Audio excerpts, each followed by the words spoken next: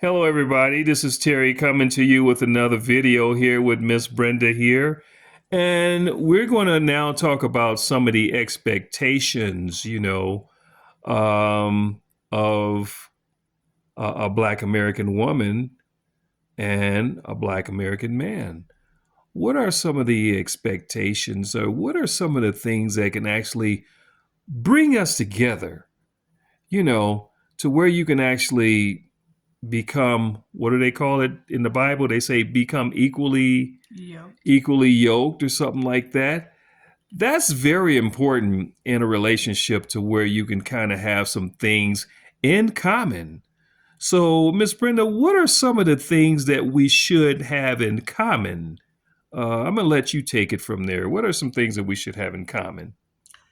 Well, first of all, we need to find out if we're both spiritual, meaning, do we both believe in God? And Okay. if you're an atheist, that other person is an atheist, they have that in common. Okay. Okay. But if you're a believer, believing in God and having faith in God, um, that brother needs to have that too. It's going to be very hard for the relationship. Um, and so I believe that's could be very high. That's Mm-hmm. like number one. Okay. So, what about okay, let's talk about finance. That's always, I think that's one of the biggest issues myself. I think most Black American women, and, well, I'm going to say, now they probably going to throw eggs at me, but I think financially, Wow. black, yeah, go ahead and throw your eggs at me. Go ahead and throw your eggs.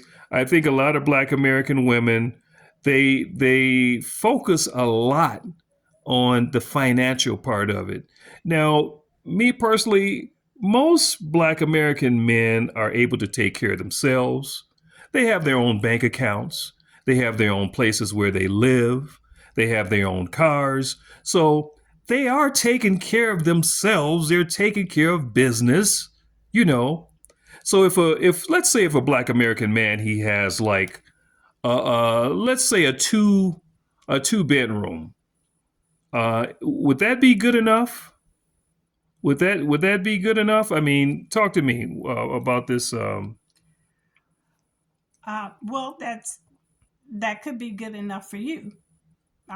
It depends on each individual. Two bedroom uh, is is enough for one person, but you want to bring in, you're thinking about marrying someone. It's nothing wrong with having that and working towards something. And you're going to need a woman to help you to work towards that, because that is what you can afford at that time, being an individual. Now, when you grouping together two, the Bible says two is better than one. Uh Two huh. meaning two incomes Yeah. is better than one. If you're making enough to afford a two-bedroom, okay, she comes along, you be able to afford a three-bedroom, okay, or begin to. Did you say be able to afford a three bedroom, or will that two bedroom be sufficient enough? But you do compound your income. I think you said in one of the videos, you said if a brother is making 50,000, and then she comes along, she's making 50,000. Then how much do you got together? Yes, You got a so hundred you thousand. got 100,000, and so yeah, that's if she says, well, I like to have something for my mom to come and stay, uh, or one of my friends to stay over, one of your friends to stay over. So she may want that. Not saying right off the bat, but you guys have to establish your relationship first. Before you start thinking about um, moving on up. You know, to the big house, Okay, moving on up to the east side. to the east side. Uh huh. Yes. And so let's establish the relationship first. Okay. And it's not necessary to, if it's just you two, you have more than a room. She's got an extra room for a closet, okay? And she could be satisfied with that. So you both have to sit down and talk about what you can do with that $100,000, okay? And the proper thing to do is to start thinking about investments. Okay, I have a question. What about relocating? Most of us are scattered throughout America here. Some of us live in New York, some of us live in Los Angeles. What do you think about relocation? Most men are probably not likely to want to relocate because they don't want to just go and live with a woman. That's probably not going to happen. So if anyone is probably going to be relocating, it may have to be that woman. A man is probably not going to relocate unless he relocates and get him a place there where she lives or something like that. But what's your thought on that? And that can be complicated. That is an issue in dating right now.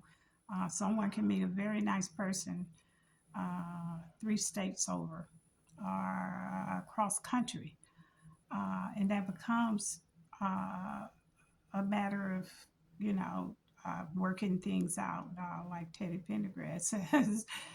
Let's try to work something out. So Mm-hmm. um, it can be where most people have their jobs. You Right. see, Exactly. it's hard to find, just unless your company can transfer you to where she's at, or Right. vice versa.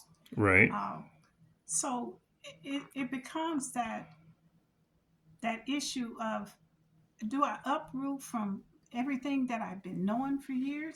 My mother Yeah. is here. Absolutely. My brother is here, my sister, all my Absolutely. I agree family, with and my you. grandmother.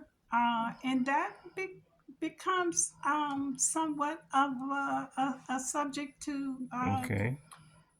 to, I mean, really think about and talk about. So Okay. that's within those two, to see what all they can do, Okay. because that can create some some good things to Okay. come from that. But that's between those two. So that relocation is very, that's very hard to do if you got you you stationary somewhere with your Right. job. You worked so hard to get this particular job, Mm-hmm. or you have a business, and you may not just can uproot and then expect to um, come, recover when Okay. relocating. Okay. That's good. That's good.